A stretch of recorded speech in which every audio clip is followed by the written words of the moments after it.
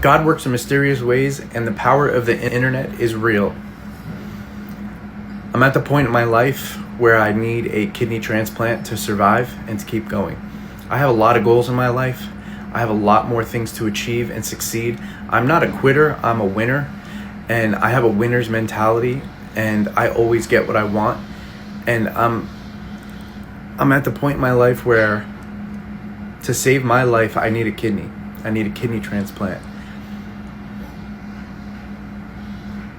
When it's crazy to say to me, you know, it's crazy for me to think about, and it's crazy for me to digest this information, and it's crazy for me to, because kidney disease is a silent killer. So you don't feel it like all the time, but when you talk to a doctor, they tell me things like, I've never felt like a normal person a day in my life. I have no idea what real energy is. I have no idea what normal is. They tell me all the time.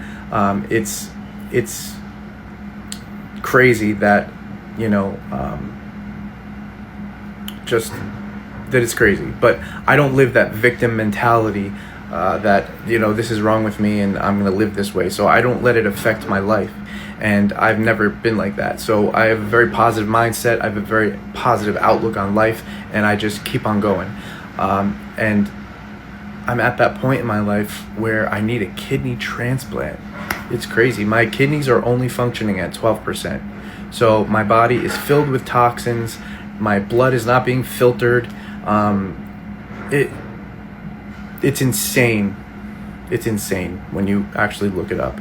But I don't know. I've been not wanting to make this video, but I need a kidney transplant. And you could be on a list for 5 years, and then you can go on dialysis, and you can go on, and it's just, it could get crazy. And I've had some of the best people ever already get tested to donate to me, and I'm so thankful, but they got denied. So now I'm back to square one, to where I do need a kidney transplant and to save my life. And it's Temple University. They take care of you for the rest of your life. They're the best. 215-707-8889. 215-707. I feel like this is an infomercial. 215-707-8889. I would be so grateful for this video to be shared, and maybe let God and the internet do what it does, and maybe I can get a kidney transplant.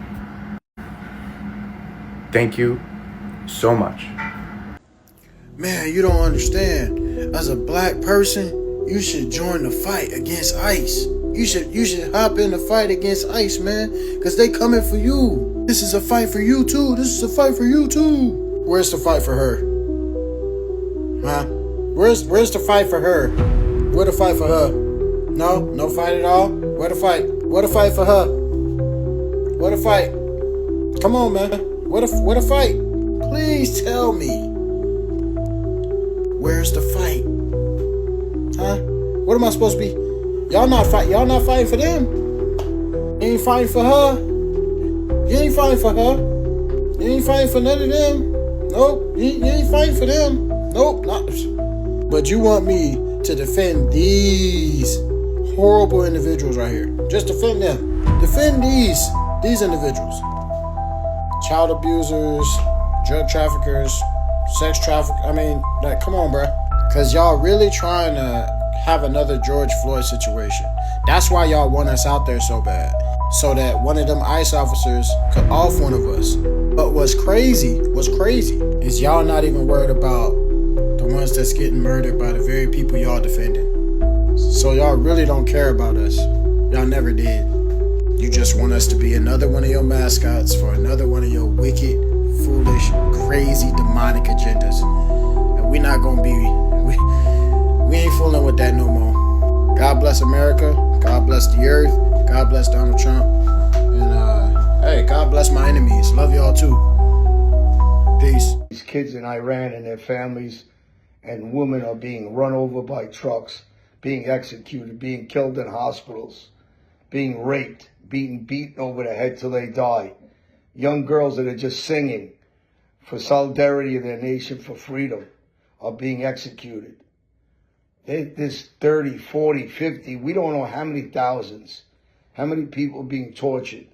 Coming from Albania and my of their belief that rape girls in the street want to marry 10-year-olds, that rape girls in the street want to marry 10-year-olds, and what they do, like the Ayatollah's family, where everybody around the world says be supporting Iran, and the leaders around the world that don't, you weak, cowardless, spineless people, should be the outcry, the way you hear the Polish Prime Minister speaks, the way our President Trump speaks, the rest of the world. All right, everybody, I'm back again. One more week of Betrayal. I'm John Alite. Hit the click button, subscribe, follow me on Instagram, Facebook, TikTok, and let me dive into today's show. Today's show is about a woman named Karissa, wrote 7 books. Her latest is Hitman. Let me give the audience a little background of what we're going to discuss today. Today we're going to discuss the book you wrote about a guy named Zach. I knew him as Jimmy Easy. James Easy had a brother, Johnny, both very wild guys. Originally, when the podcast came out in your book, a lot of people contacted me, actually dozens, discussing, is this guy a fraud or is he real? And I didn't pay attention at first. Then I started looking into him. He used a lot of names that I was familiar with, and I knew who he was. I knew him from the street as James Easy. He actually was a wild guy, so was his brother. So for the people who think that he was a fraud, he's not. I know him for a lot of years, and not in a good way. He was an adversary of ours, meaning the Gambino family. So for the people that don't know, there's going to be several names that we're going to be brought up. One is Joe Messina. The other is Wild Bill. Those were guys that he was involved with. There are also other guys that were friends with me. I'm friends with Wild Bill's son, Billy. And he had a problem, James. And I was told by the Gotti family, Junior and Senior, to hurt James. But I want you to introduce yourself, how you got to know James as Zach, and how you started writing this book in particular. It was actually kind of random. He found me on Facebook, and he reached out to me, and my name on Facebook is author Karissa Gillespie. So clearly I'm an author. I post all my books, everything on there. He said he kind of researched me a little bit and wanted to pick my brain. He said, I have a story I want to put out. And so I said, okay, let's hear it. And he told me a little bit about it. And I said, this is definitely a new genre for me. I haven't written anything about crime and murders or anything like that. And so it was really cool to kind of learn a little bit about it and hear his story. And so I went ahead and told him I would do it. And my family is from Sicily as well. And so a little bit further up the line, like great-grandparents and stuff, they were involved in the Mafia too. And so I've always wanted to learn about it, and I never really knew much about it. I only know what my family had, like what my family knows, right? And so it was like, is really intriguing to me, like listening to how it works. And then, the more people I'm talking to, like you and a few other people, and the more I'm learning. I did watch the first couple episodes of both of your Netflix shows that you're in. And that was, I'm hearing names in there that I've heard about and different things. And so it was really interesting to me. And then hearing a little bit about your story and stuff it's been fun learning about it all. So did you write this based solely on James's account of what happened, or was it did you check it through other sources, or is this solely on how he told his life story? So this is just solely on his life story to the best of his knowledge, the words that were coming out of his mouth. It's a memoir, basically. So I did not do any research. This is just based off of his life story and how he remembers things or what he wanted to share. Well, here's some things, because one of your friends reached out to me because my name was mentioned, that I knew him and that I was a wild guy. And I guess he mentioned my name somewhere during this. And you reach out to me through a friend, and I got back to you. So I'm going to authenticate him. The parts of what I heard from some of the parts I read in the book and from the podcast that you guys did. So if people don't know, you sat alongside him on a podcast that I thought the interviewer did a pretty good job, except he didn't really explain who you were. So for the people that didn't understand, I thought either you were his partner or you were an author. I knew it was one or the other. It really wasn't explained for the people that didn't know. But also to authenticate him, and he did cooperate, I believe, around 2005, if I got those years right. But on his behalf, he cooperated against a regime of bosses that were all cooperating. And here's where I talk about the Mafia is not the same when Joe Messina, the boss, is wearing a wire. His brother-in-law, Salvatore, the underboss, is cooperating. His concierge and about 12 captains were putting Jimmy in a place where people call people cooperators. I wouldn't call him a cooperator. I'd call him a guy that's responding to a whole crime family that just cooperated. So, and my knowledge of Jimmy, because we heard him a couple of times, was, and I listened to what he had to say on the podcast, and he was accurate. He used names like Jimmy D'Ambrosio, who was around Junior Gotti at one time. He did sell fireworks. James was told not to sell fireworks in our neighborhood, just like Sammy Albano was told also. And I'm the one that gave Sammy that message from Gotti Sr. that no fireworks are going to be sold in our neighborhood. And the reason why Sammy was outed with Senior, he owed him $50,000, and they had family situation going on. So the James telling these stories is accurate. He also brings up a guy, Chris Habers, who lived around a corner from my wife or my children's mother, not legally married, but I knew Chris when he had problems with James. And I also knew Chris when they tried to shoot him. Now, I didn't know who was trying to shoot him. Chris came to me and said somebody tried to shoot him. Chris stayed around the corner from my house with a guy, John Alite, that owned the Lemon Tree at the time, who also I hurt on behalf of the Gotti family. His ex-wife was there, and Chris would stay there, and he was followed a couple of times.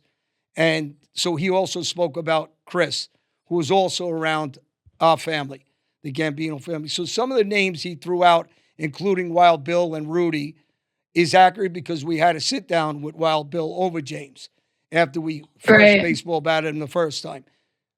But on his behalf, we all get hurt. I got baseball batted several times. I've been shot and stabbed up. But if you put yourself out there like James did, this is what goes on in that world. And he was defiant even after the first time we batted him. He went and he threatened to kill Gotti Jr., and that's accurate also.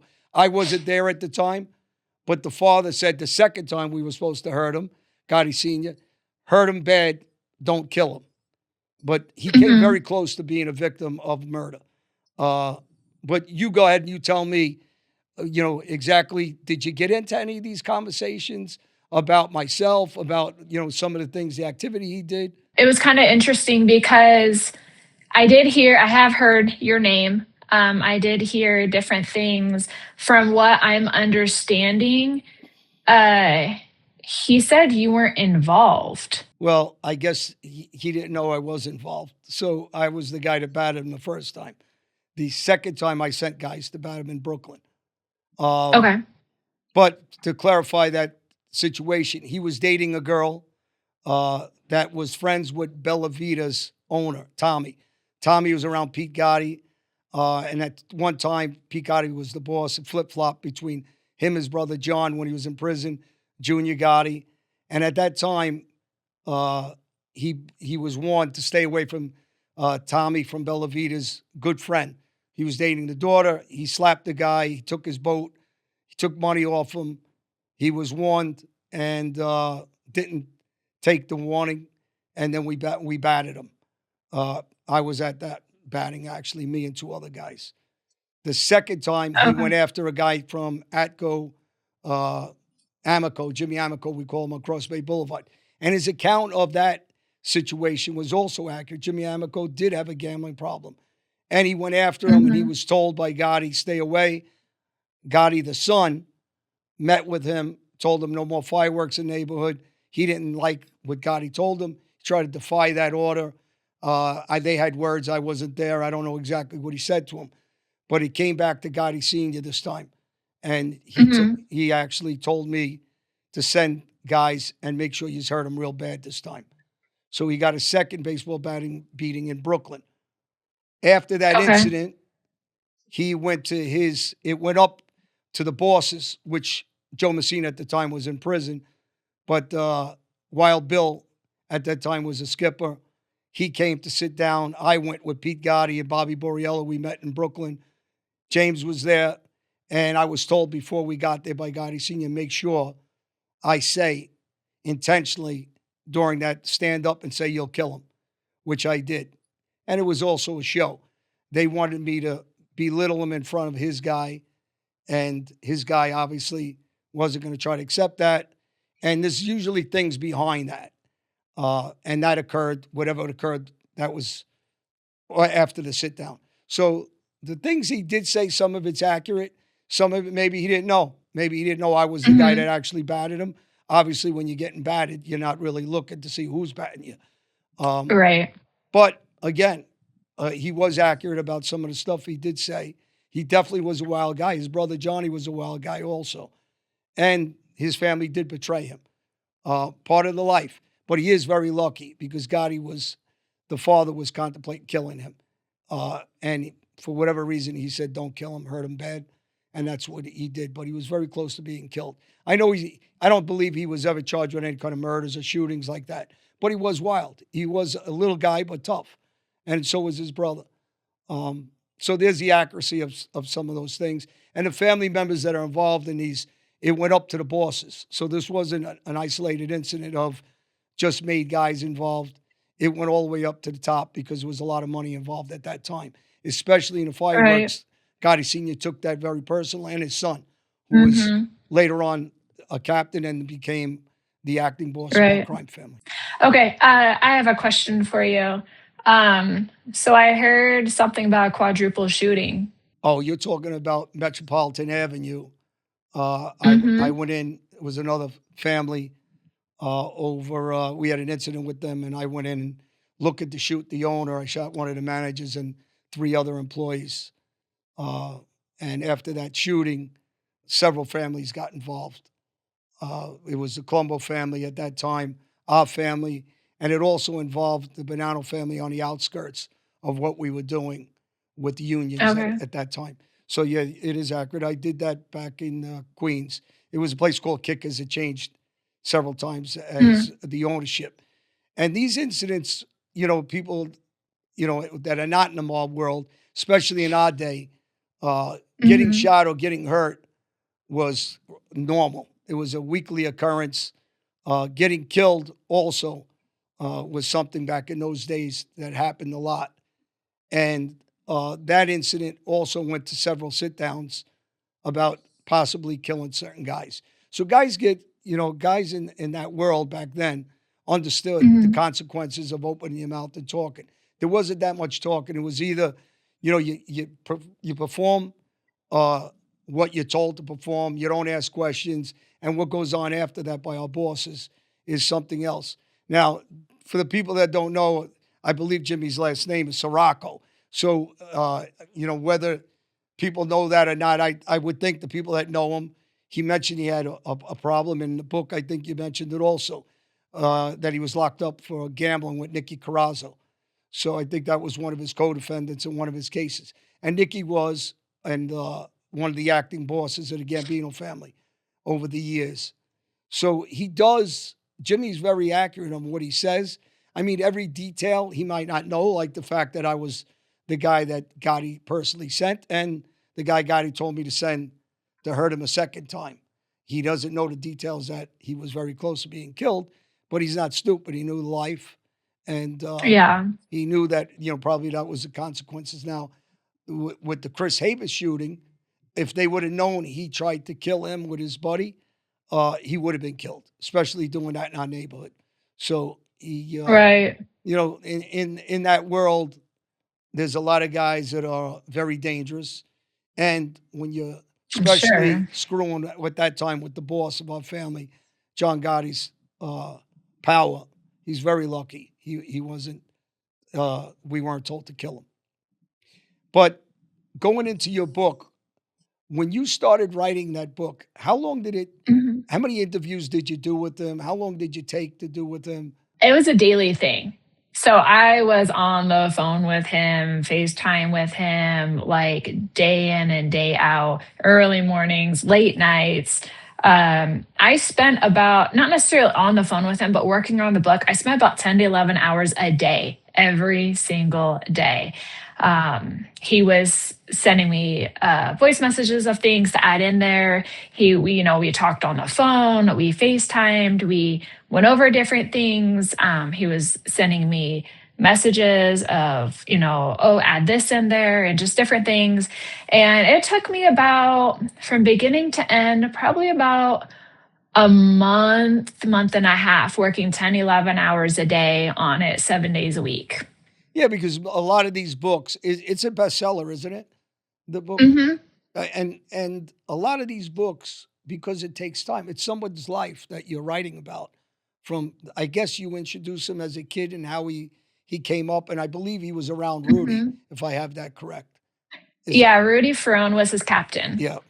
So, I knew he was around Rudy. I don't remember back then if I knew he Hmm. was around Rudy or not, but over the years, I heard he was. I don't know if his brother was also around Rudy. I don't know. I don't know much about his brother. It wasn't really talked about much. Okay. His brother was wild too. And neither one was ever made. And, people don't understand that either. It's the guys that are out doing the work, the guys that are putting in the muscle, the guys that are out hurting people, robbing people. He was an aggressive guy. He was smart too. He knew how to make money. So, there was some good qualities about him. Obviously, that's why they wanted him around. Um, Right. but when you started writing this book and you were constantly talking to him and meeting with him, and did you ever question uh, his to yourself? Now, was he authentic? Was he giving these names he was throwing out and dropping? Were they real guys? Were they, fictitious names? Is it? Did you believe his storyline? I wasn't too sure because I didn't really know, right? I didn't really know much of like knowledge on the life or anything like that. And so some stuff was kind of hard to believe that is actually true. Some of the stuff just made my head spin a little bit. Some of the stuff made my stomach turn a little bit. But I mean, all I can go off of is his story, right? Whether it's true, exaggerated, I don't know. And hearing other people's stories, like the truth is in the middle somewhere. But he had enough knowledge with things that, the more I worked with him and the more I was writing his story, the more believable it became. Um, but yeah, I didn't really have anything else to go off of other than to just, learn his story. Well, your friend that knows me, that wrote me, obviously knows my history, and he wrote me and he asked for me to if I would contact you, which we did. And so I'm here not only to interview, but also to tell you that the parts that he discussed is accurate. He's not a killer. He doesn't claim to be a shooter. He was a wild guy. Did he try to shoot a guy or two? Or kill Chris Havis? I don't know. I wasn't there. Uh, do I think that he's telling the truth? Yeah, I do, because of the rest of what he said is pretty honest. And even the fact Hmm. that he didn't know I was one of the guys that batted him also makes him a pretty honest guy. Yet he spoke Hmm. about reaching out to me. So I think he was in those days. It's very hard for anybody at this point unless you live that world, and if you're from Tennessee or Kentucky or from Utah or any of these other places, you wouldn't believe, because it seems unimaginable for such Hmm. violence to go on the way we grew up. But Right. It actually did, and he was around some very serious guys, and they did betray him. So, Mhm. there's a lot of things that I'll authenticate for you as an author and for people that want to read that book. I think you did a good job on it. I don't know who taught you the lingo. Did you just teach yourself, or did he help you to talk about the He lingo I itself? mean, I had to do some research on it, but he mostly I learned that all from him. And his point in his life, I guess he's moved on with his life. He's in business. He Mhm. has children. Uh, Yep. he righted a wrong of his life, from what I understand. Also, he changed his He life. what? He righted a wrong life, where he Oh, stands today. He's on a different path. yeah. A completely different path. He doesn't, as far as I know, doesn't really associate with it. He doesn't associate with anybody that was in it. He's changed his life around for his children, and he runs a business, and he just kind of he lives the family life now. Now, did you discuss yourself at all? Your upbringing in this literature that you any of your books, or is it just solely? Yes, there is a brief description on the back of the book. This book is solely on Zach's life. But my very first book that I wrote, because I've written 7 books, my very first book that I wrote is actually on my life.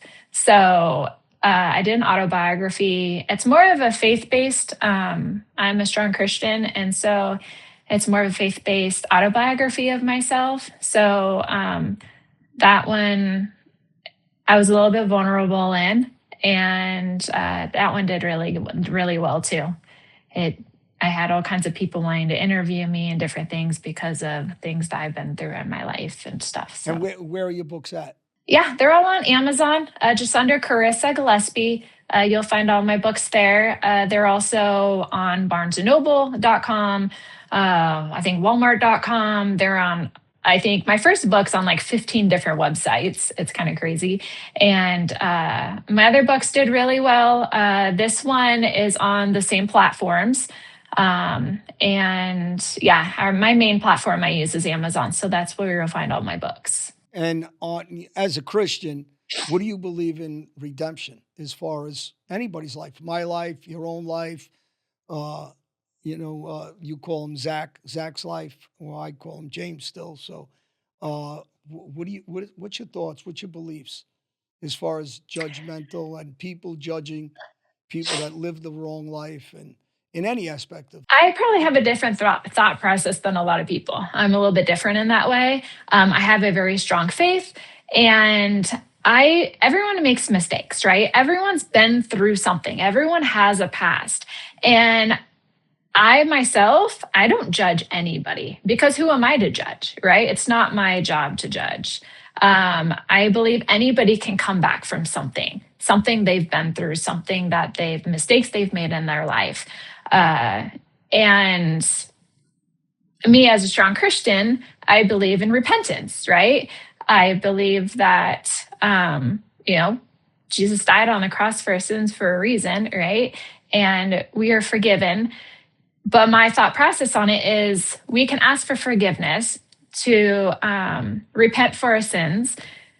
But at the same time, if you're repeating the same thing, not that, we're not going to be forgiven, but it's almost like a trust thing. Like I see it as like if my kids do something wrong and they're like, I'm sorry, I won't do it again. And then they do it again and again and again, right? If they're repetitive with it, then it's harder to trust somebody, right? So I kind of feel like that's how it is. Like if you turn your life around, I definitely believe in repentance and redemption and, being able to change your life for the better and turn away from what you've done in your past. Does that answer your question? Yeah, that answered my question. Here's my next question. Mhm. When you have how does Jimmy refer himself, as a cooperator, as a rat, as a stand-up guy, as somebody that just there's got to be a way he looks at himself. Did he mention to you how he looks at himself? Maybe a little bit of all the above. Um, I think he, yeah, he like, I think all, yeah, I would say all of them. Well, because I've heard him mention, um, we're just, we're rats, da da da da. He cooperated. He was an associate. And I want to say there was another thing, uh, but I don't remember what it was. Pretty much just being in the streets and being, uh, what's the word? I guess involved, but he didn't really claim to be like, you know, any like a boss or anything like that. But no, well, he was a street guy, a wild street guy. He was around guys. He wasn't a killer. I mean, he was out there, doing a lot, running the streets, uh, shaking down people, extorting people, Mhm. gambling. I don't know if he was in the drug business. He did robberies. I know he did a lot of things running around. The part I'm having a hard time with, I'm curious how he could call himself a rat, a cooperator, and a informer when his whole regime from boss down ratted. They were wires. They cooperated. And so I'm just curious how people listening to this would look at him if everybody in his whole crew that are made guys, that are underbosses, concierges, and captains were all cooperating before Jimmy came in. So I'm just curious what people think. I have my own opinion, and that obviously I'm always outspoken about this. Uh, there is no loyalty in that world. The name of my show is Betrayal, and he's betrayed on. So I don't look, and he owes, in my opinion, personal opinion, he owes, he doesn't owe anybody anything. They betrayed the Mhm. life that they swore an oath to, and they betrayed him also. He never swore an oath to anybody, but I Right. believe in self-preservation, especially when guys aren't loyal to you. Um, and he put himself in a position where guys like myself, on orders of my bosses, meaning Gotti Mhm. Sr. at that time, Pete Gotti, uh, and Bobby Borriello, who was also a personal friend. If they say kill this guy, he was getting killed. It's like flipping a coin. So he was put Right. out there to earn money for them, and then he was left out there, and then these guys went forward and started cooperating. So who is he Mhm. going to be loyal to is the question. And I was just curious what he thinks of himself and why he goes by another name because he just wants to wash himself completely away from that life, or is it because he's worried about somebody looking for him, or is it because he's got children and he just looks at life differently as a businessman? I look at it as a certain way. People know how I look at it, that it was a waste of our lives, me especially because of the violence I committed, a little different than what he Right. was doing. I do. So he doesn't really talk about like where he's like what label that he had, when he was in the streets and stuff. I do know, which talks about in the book too, that he, going through the witness protection program, they changed his whole identity. They had to a couple different times because he couldn't stay out of trouble or whatever. And I think since that, um, I do know at one point it had to get changed again because he, at one point, had guys looking for him, showed up to his restaurant looking for him. And they had to, do another thing, put him in a different state. And so I think since then, like him having kids and stuff like that, I think he just thinks it's best to just, you know, keep Zach Caruso, his businesses and to protect his children. And, he lives in Arkansas, he's just kind of reestablished his whole entire life as pretty much a new identity, right? Um, his past is always going to be there. He's always going to, part of him's always going to be that person, right? And then, but he's living his life now as Zach Caruso. I'm wondering why he didn't send the message to the guys looking for him. Well, I'll give you hundreds of bosses, made guys, and captains that all cooperated. So when you start with them, then you could come talk to me afterwards. Because these same guys that are looking for people, supposedly looking for them, there's hundreds of guys out there that cooperated, made guys in every family. So does he say to them, well, why aren't you looking for them first?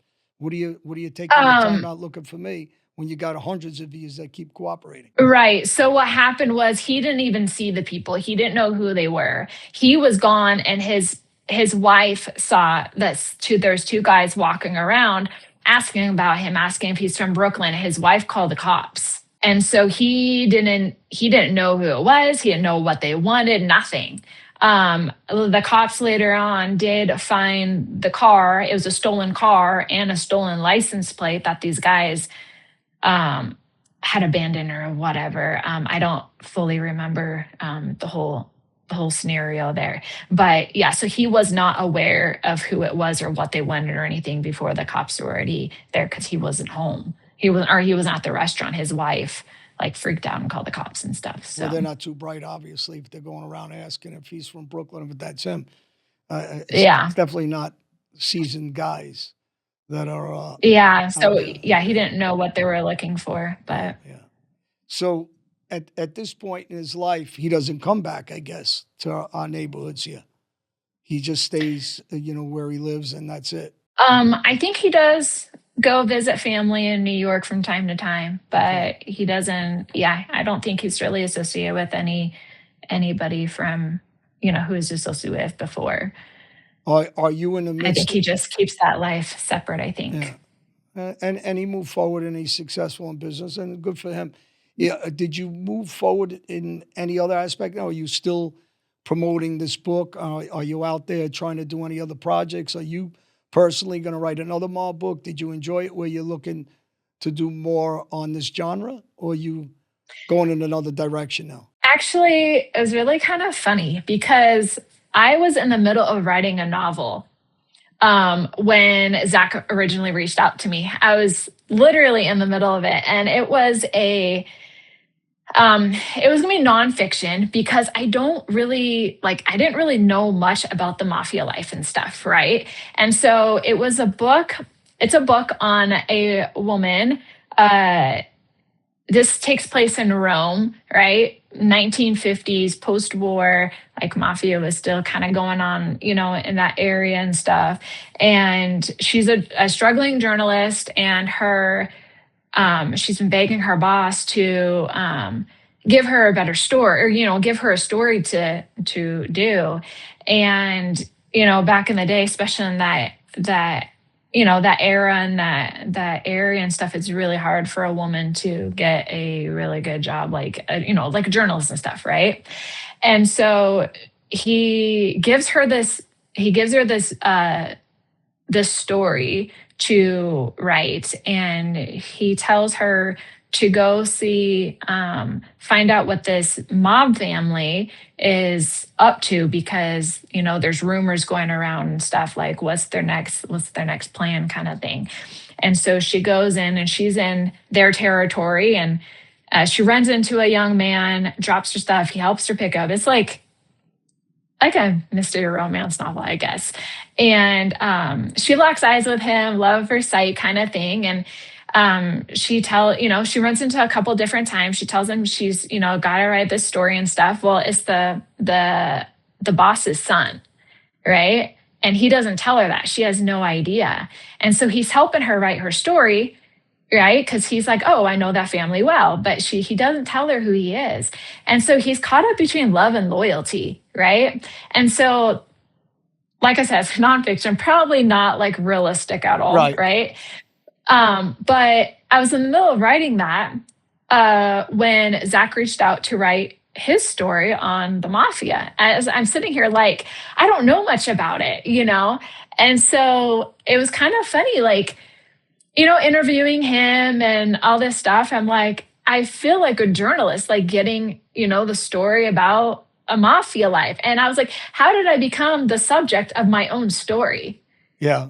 And so I was already like interested in that stuff. And then like, now learning all these stories and stuff like that, it's been really, really cool. And then I find out that in the midst of writing Zach's story, I got reached out to by a family member, and she had read my grandfather's journal that had been he passed away years ago, and it mentions like he was tangled up in it, like not purposely, but like the mafia followed like throughout the generations of my family all the way to my grandfather. Right. And so I was like, this is really cool. I need to learn more about this. And so it's just really been such an interesting topic for me. And, talking to different people like yourself and, watching these episodes of, these shows that you're in on Netflix and stuff, like it's really cool to me. And so I'm very interested in like kind of continuing this genre. Well, And you met a couple of people. I didn't mean to cut you off, but go ahead, and then I'll no, you're fine. finish. Okay. Go ahead. And so I actually spoke to Louis Casman. That's what I was just going to say. You beat me to it. Yeah. That's my And so I buddy, spoke with and him. yeah, you know who he Yeah, is that's what he exactly, was saying. right? Yeah, he told me to tell you hi. Yeah. I spoke with him on the phone yesterday and today, and a little bit, and he wants me to write his story. Well, let And me cut so, this so people know who he is. Louis okay, go Casman ahead. was considered the adopted son of John Gotti Sr. He would visit him. John would write him from jails all the time. And he did the eulogy at John's funeral. So if people don't know, he was very close to John Gotti Sr., so close that Mhm. he did the eulogy. And later on had a falling out with the rest of the Gotti family. But he was definitely somebody that was very much in the know of Gotti Sr. He was with them on a constant basis. For the people who don't know, Mhm. he's in a million pictures with him.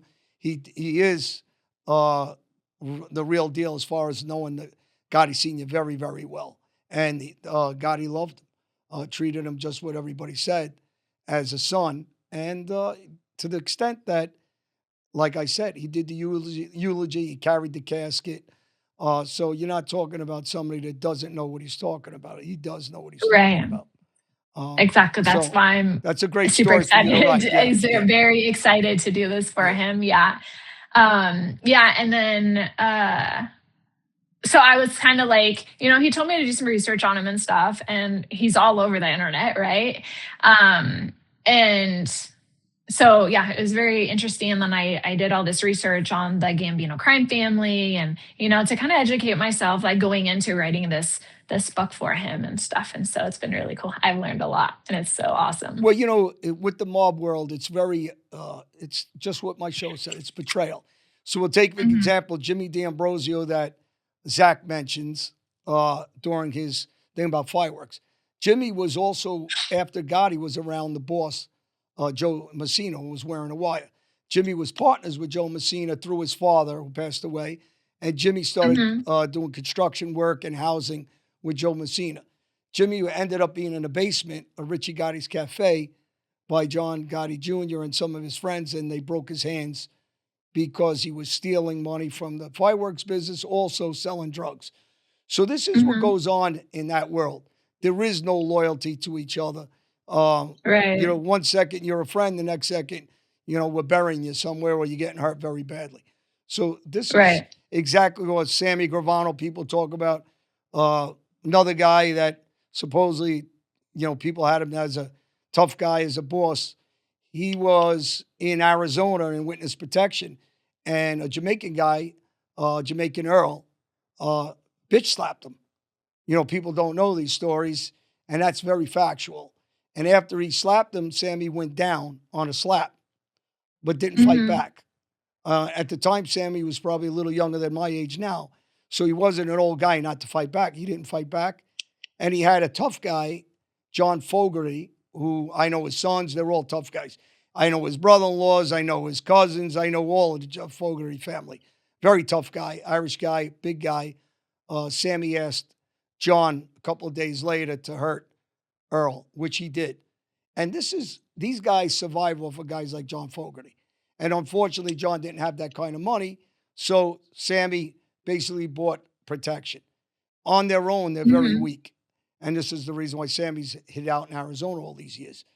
So I don't have respect for a lot of these guys because I know the situation. So when guys are looking for say somebody like James, they should start with guys like Sammy. If you're going to look for guys, these are the guys that supposedly bosses of families that have no Right. backbone or they can't stand on their own 2 feet to allow somebody to Mhm. bitch slap you. I don't care how big the guy is, how young. You're supposed to be in that world, fight back. But anybody that lets somebody bitch slap them like that and does nothing are spineless. And this is the Right. mob. This is the real mob that nobody wants to talk about. And these are factual. And actually, I did a show a couple of weeks ago with John Veazey. He was there when that occurred. So this is not third-hand information. I'm getting direct Mhm. on different stories or things that I know from the streets itself. Anyway, I got to wrap it up. It was great having you. Tell everybody how they can find you if they need you to write, if they want to follow you, if they want to support you, or anything else before you go. Anything else you want to say before you give us your contacts where everybody can reach on Facebook, Instagram, TikTok. I don't know what you're on. First of all, I just want to say thank you so much for having me on here. It's been really awesome. You're welcome. And as far as my books go, like I mentioned, Amazon would probably be the best place to get those at. I am on Facebook just as author Karissa Gillespie. Same thing, Instagram, author Karissa Gillespie, TikTok, author Karissa Gillespie. Just keep it all simple. And yeah, I am a certified freelance editor and publisher. I am a writer. I write for other people. I do ghostwriting. And I'm actually doing one-on-one coaching for anybody that's writing a book or is wanting to write a book. Maybe they're writing a book and they feel stuck, or they wrote a book and don't know how to edit and publish. Like, I'm doing one-on-one coaching for that. I'm also getting ready to put out some editorial videos to help people just generally with writing. And as far as my contacts, there's the social media. I have press releases out. My phone number's anywhere. It's on my Facebook if anyone needs to reach out, want me to, coach or write books or anything for them. And don't text or call her Yeah. for a date. So we're just going to say it's only business. Yeah. Or you'll have a lot of guys trying to call you. So I had to throw that in. It's all right. It happens. It was really, yeah, you did a so- great job on the book. And the book again is Thank called? you. Hitman Tells All, Real Life Facts of the Mafia Witness Protection Program. Thank you. It was great having you on, and It's great to have you. say Yeah, hello it's great to be here. James and give us a best, and it's great that he moved his life forward. I hope he's a Christian and redemption and gives the right advice to young people that he runs into. Stay away from the street, go to work. My same thing I say constantly: life's too short. Don't waste it on a life of betrayal. And there is no real loyalty in the street. So We have actually one chapter in the book that talks about that. Like, it might sound grand, but in the scheme of things, yeah, it's not worth it. yeah. Read the small print, because small print will tell you got two things that'll happen: you'll go to jail from people betraying you, or you'll get killed. And I believe it. that's the end up of the street. Thank you very much once again, everybody. Follow me, John Alite. Watch my show, Betrayal. Follow me on TikTok, Instagram, Facebook. Any questions, hit the subscribe button. It was great, everybody. See you next week. Thank you, everybody.